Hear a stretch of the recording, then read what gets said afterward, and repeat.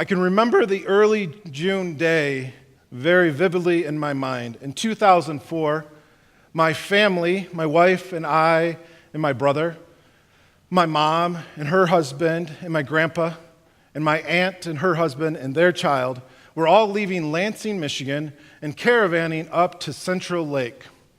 We had an appointment up there that we had to make it to, and so I don't usually like to caravan because I don't like other people controlling how fast I get to go on the highway. And so, but we did. We caravanned up this one day to get to Central Lake. As we got up past Kalkaska, as we were getting into a town called Mansalona, where my wife and I would eventually move in a little less than 6 months, we turned off of 131 and headed down 88, knowing that we were kind of cutting it close to get to where we needed to be on time, and we ran into a parade. Now, one of the first Saturdays in June is always the Bass Festival in Mansalona, Michigan. If you want to see a big bass rolled down the street in a parade, I know where you can go. But this day, we weren't expecting to be in this parade. But as we turned the corner off of 131 and we saw the final police car of the parade, we recognized that we were at the end, that eventually they would get down to where this parade ended and we would be able to continue on. And so as we came down the main street of Mansalona, Michigan, we saw kids lining the street with smiles on their faces, so happy at all the candy that had been thrown to them as the parade came by. They were excited to see the young men and women from their community march in the parade and play the songs that they all loved to hear year after year. And the fire trucks come through and blow their horns, and all the police sirens as well. As you looked alongside this road this one Saturday morning, people had smiles from ear to ear. And I wonder what a strange sight it was for them to have the final police car of the parade and then these 3 other vehicles coming behind them. Except for that day, we weren't ready to put smiles on our faces because the reason we had to go to Central Lake was to have the memorial service for my grandmother.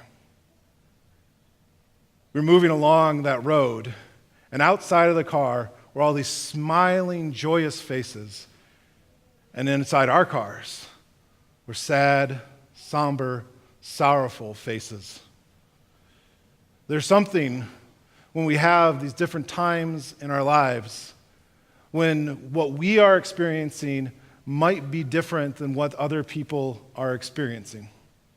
See, the children looked to us to pass out candy from our cars, and all we had to offer them were our looks of sorrow. Because when we come to the story in Luke, we find a very similar situation. We have first Jesus traveling in Capernaum, just getting done giving the sermon on the plane. And any pastor can tell you, when you give a really good sermon, you feel great when you get done. You feel the endorphins rushing in you. Then he goes into this town. And Jesus' reputation goes before him. The centurion knows of this Jesus and his healing. He also knows that he has the servant as probably a trusted advisor, maybe even a friend who is sick. And so they call for Jesus to come and heal him. And Jesus, through some different interactions, finally it does say, he is healed.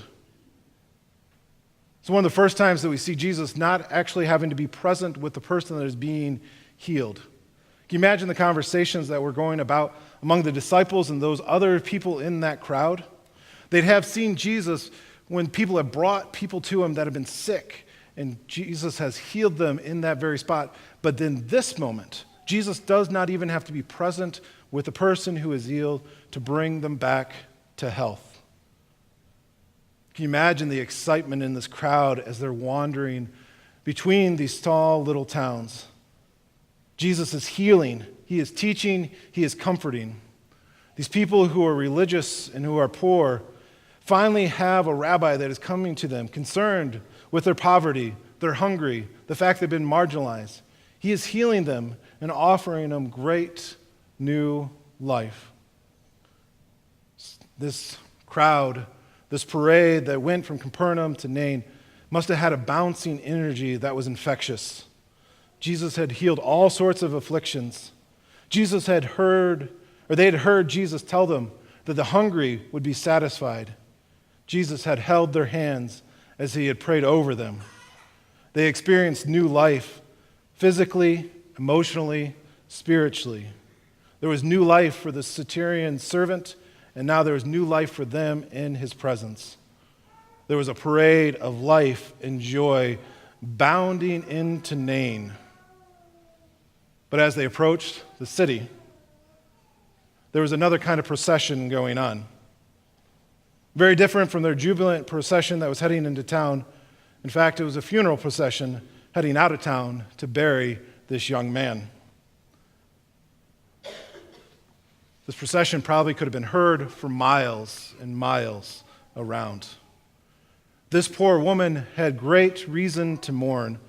She was a widow, and now she had lost her only son. In a patriarchal society, this means she also not only lost her son, but her livelihood as well. It is as if she lost her son and got fired on the same day. So this woman had reasons to weep, mourn, and wail. And Jesus, leading the parade of life and joy, runs into the procession of death and mourning. It is not that Jesus hasn't lived this many years without pain or mourning or hurt, but in this moment, he's riding high with his parade, had just brought new life to centurion's servant, just given a great sermon on the plain. And then Luke uses a very interesting word here in this moment. The root actually comes from a Greek word called splunknud. It's a great Greek word. But Jesus reaches out with compassion. The NIV does an okay job with the translation. It says, his heart went out to her. Other places, it's translated as he had compassion. But the root of that word actually means he was moved in his bowels, or he suffered with her. You've had those moments when you've read those stories, gotten those phone calls, that when the person tells you what is happening in your lives, there's a physical reaction in your being. That's what Jesus does here. He saw her suffering, and he suffered with her. He left his parade of joy and joined her procession of pain. It's interesting that Luke only uses the word here that we translate compassion, to suffer with, or his heart went out 3 times. One is here in this story. The second is when he tells the story of the prodigal son. As the prodigal son is coming home, the father looks off in the distance and sees his son, and he is moved to his core. He has compassion on his son. The other time is in the parable of the Good Samaritan. A man is robbed and beaten and thrown in the ditch. A priest and a Levite pass by him, having no compassion on him, until finally a Samaritan, the ones who are hated most by the Jew, come by, and he has compassion on the man in the ditch.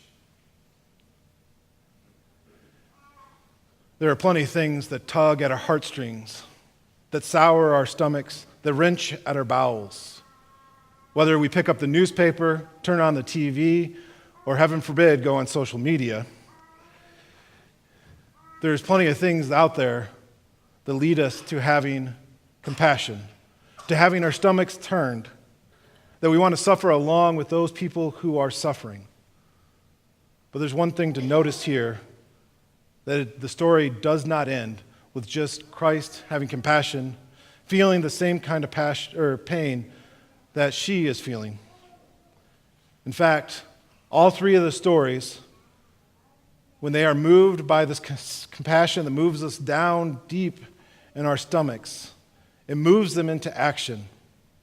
The Samaritan takes the beaten man to an inn and pledges to pay all of his expenses. The father runs to his wayward child and welcomes him back into the home, giving him all the rights and privileges that he had once before. And here, we see Jesus step into history, see the mourning of this mom, and raise her son from the dead. He didn't just stop with feeling sorry for somebody else, but it moved him to action. My friends, whether it is the horrific acts in Quebec just a week ago as the Islamic Center, or the work and the things that happen in our own lives and the lives of our friends, we ought to be moved to our core. We ought to be moved with compassion. Whenever human life is lost, our stomachs should turn. Whenever human rights are infringed upon, our stomachs should turn sour. Whenever hatred, bigotry, and racism reign, our stomachs should bring us to our knees. And on our knees, we should petition God, and then we should rise up and go find those who are suffering and act on their behalf. My friends, we have seen too often in this world places where people are suffering, and sometimes we become desensitized to it. We've seen so much of it, it's hard for us to find compassion for the next story that moves on our TV screen. But may I remind you of what we gather to do each and every Sunday together. Each Sunday that we have, even during Lent, is a mini Resurrection Sunday, a mini Easter, where we remember that Christ came into this world to bring life. They tried to beat Christ with the ultimate tool that the empire had, which was death. And Jesus conquered that by coming back to life. And so we can remember on those Easter Sundays when we join together in this room and we sing those great hymns of praise, and we do it with such joy and smiles on our faces. And then we go forth from this place singing that life and that joy on our lips. My friends, that's what we're called to be each and every Sunday. Each and every day of the week, we are called to be the parade of joy and life in this world. But we must know that our parades of life, of love and joy will inevitably run into processions of mourning, processions of hate, processions of pain, processions of injustice, intolerance, and hate. Our call is not to meet those processions with the same kind of hatred, but with love and compassion that Christ has shown us. Our call is not to meet the processions of hurt with more hurt, but with healing and with hope. Our call is not to meet injustices with dehumanizing the other, but rather with humanizing each other and finding that good in each one of us. Those of us who are followers of Christ belong to the parade of life, love, and joy. This is what we are called to be in this world. When we collide with processions of hate, pain, and injustice, we must be moved with compassion down into our bowels and suffer with those who are suffering and then work on their behalf. My friends, we cannot sit back in our big, beautiful building, but we must march forth in Christ's parade of love and life in this world. Amen.